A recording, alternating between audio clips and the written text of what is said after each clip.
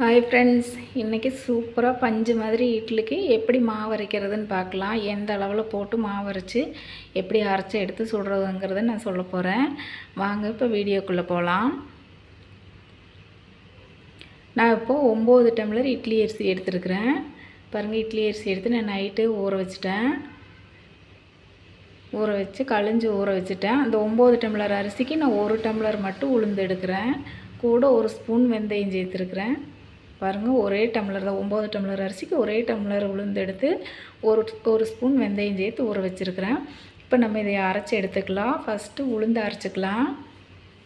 கொஞ்சமாக தண்ணி விட்டுட்டு கொஞ்சம் உளுந்து போட்டு ஆன் பண்ணி விடுங்க, இல்லைன்னா கல் சத்தம் கேட்கும். இப்போ கல்லை ஓட்டி விட்டுட்டு நம்ம உளுந்த பூரா சேர்த்து நல்லா தண்ணி சேர்த்துக்கலாம். சேர்த்து ஒரு 10 நிமிஷம் ஓடட்டும்.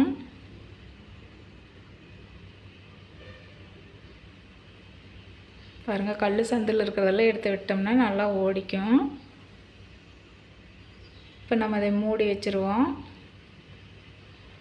இப்போ பாருங்கள், ஒரு 7-8 நிமிஷம் இருக்குது. இப்போ நான் எடுத்துருக்கிறேன். எந்த அளவுக்கு மாவு மேலே வந்திருக்குதுன்னு பாருங்கள். அது எல்லாமே ஓரமாக ஒதுக்கி விட்டுடலாம். ஒதுக்கி விட்டுட்டு நம்ம கையில் எடுத்து பார்க்கலாம். பாருங்கள், ரொம்ப தண்ணி மாதிரி இல்லாமல் ரொம்ப கெட்டியாக இல்லாமல் இந்த பதத்துக்கு எடுத்துக்கோங்க. இப்போ இதை நம்ம தோண்டி எடுத்துக்கலாம். எடுத்துகிட்டு அதே கல்லில் கொஞ்சம் தண்ணி விட்டு நம்ம அரிசி போட்டுக்கலாம். நான் 9 டம்ளர் அரிசியை 3ஆக பிரித்து 3 டைம் போட்டு அரைச்சி எடுத்துக்கிறேன். சீக்கிரமாக நம்ம அரைச்சி எடுத்துக்கலாம். இப்போ உளுந்து மட்டும் நம்ம 1 டம்ளர் அரிசி 9 டம்ளர் அரிசிக்கு 1 டம்ளர் உளுந்து எவ்வளோ மாவு ஆகிருக்குதுன்னு பாருங்கள். 1 ஸ்பூன் வெந்தயம் சேர்த்துருக்குறேன். இப்போ இதை எத்த பாத்திரம் பாருங்கள், இவ்வளோ பெரிய பாத்திரத்துக்கு அது எவ்வளோ உளுந்தாகிருக்குதுன்னு பாருங்கள். மாவு நல்லா நுரைச்சி இவ்வளவாகிருக்குது. இப்போ நம்ம அரிசியை அரைச்சி எடுத்துக்கலாம். நம்ம 3ஆக பிரித்து போடும்போது சீக்கிரமாக அரைச்சி அரிசி சீக்கிரம் லேட் ஆகாமல் சீக்கிரமாக அரைச்சி எடுத்துக்கலாம். பாருங்கள், நம்மளுக்கு அரிசியும் அரை விட்டுருச்சு. நம்ம அரைச்சி தோண்டி எடுத்துக்கலாம். இப்போ நான் கல்லுப்பு சேர்த்து கலந்து வச்சுருக்கிற மாவு அரைச்சி இந்தளவு நம்மளுக்கு மாவு வந்திருக்குது. கல்லுப்பு சேர்த்து நல்லா கலந்து விட்டுக்குங்க. இந்த மாவு நான் 2ஆக பிரித்து எடுத்துக்க போகிறேன். நான் நைட்டு சுடுறதுக்கு நான் பாதி எடுத்து வச்சுட்டு பாதி நான் ஃப்ரிட்ஜுக்குள்ளே அப்படியே புளிக்காமையே வைக்க போகிறேன். இப்போ இந்தளவு நான் எடுத்துட்டேன். இது பெரிய பாத்திரத்தில் இருக்கிறத நான் ஃப்ரிட்ஜுக்குள்ளே வைக்க போகிறேன். இந்த சின்ன பாத்திரத்தில் இருக்கிறத ஒரு மூடி போட்டு வச்சிடலாம். நம்ம நைட்டு சுடும்போது திறந்து பார்க்கலாம். இப்போ பாருங்கள், இந்த சின்ன பாத்திரத்தில் வச்சது எவ்வளோ பொங்கி வந்திருக்குதுன்னு பாருங்கள். சூப்பராக வந்திருக்குது. இப்போ கரண்டி விட்டு எடுத்து பார்க்கும்போதே நம்மளுக்கு தெரியும் மாவு எப்படி புளிச்சு வந்திருக்குதுன்னு. பாருங்கள், பொங்கி எவ்வளோ சூப்பராக வந்திருக்குதுன்னு பாருங்கள். தண்ணி எதுவுமே நம்ம சேர்க்க வேண்டியதில்லை. பார்க்கும்போதே இட்லி ஊற்றுறக்கு ஆசையாக இருக்கும் நம்மளுக்கு மாவு. அந்தளவுக்கு வந்திருக்கு.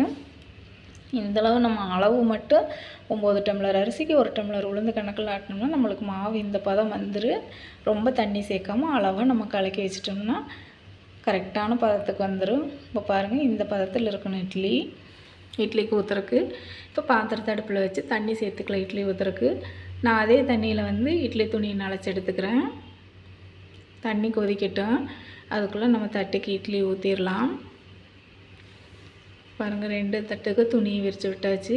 தண்ணி காஞ்சிருச்சு. நம்ம இட்லி ஊற்றிக்கலாம். இட்லி ஊற்றி கீழே தொங்கிட்டு இருக்கிற துணியை மடக்கி விட்டு நம்ம ஒரு மூடி போட்டு மூடிக்கலாம். ஒரு 6 நிமிஷம் 7 நிமிஷம் வேகட்டும். ஒரு 7 நிமிஷம் கழித்து நம்ம திறந்து பார்த்தோம்னாலே நம்மளுக்கு இட்லி ரெடி ஆயிரும். பாருங்கள், தண்ணியை தொட்டு பாருங்கள். தண்ணி தொட்டு பார்த்து கையில் ஓட்டலைனாலே இட்லி வெந்திருக்கு. நம்ம குத்தி பார்க்க வேண்டியதெல்லாம் இல்லை. இப்போ இட்லி வெந்துருச்சு, நம்ம எடுத்துக்கலாம். பாருங்கள், எவ்வளோ சூப்பராக இட்லி ஆகிருக்குதுன்னு பாருங்கள். பஞ்சு மாதிரி இட்லி எவ்வளோ சூப்பராக இருக்குதுன்னு பாருங்கள். இட்லி ரொம்ப பெருசாக ஊற்றாதீங்க, மீடியமான சைஸ்க்கு ஊற்றுங்க. அப்போ தான் இட்லி ரொம்ப நல்லாயிருக்கு. இந்த வீடியோ பிடிச்சிருந்தா லைக் பண்ணுங்கள், ஷேர் பண்ணுங்கள், கமெண்ட் பண்ணுங்கள்.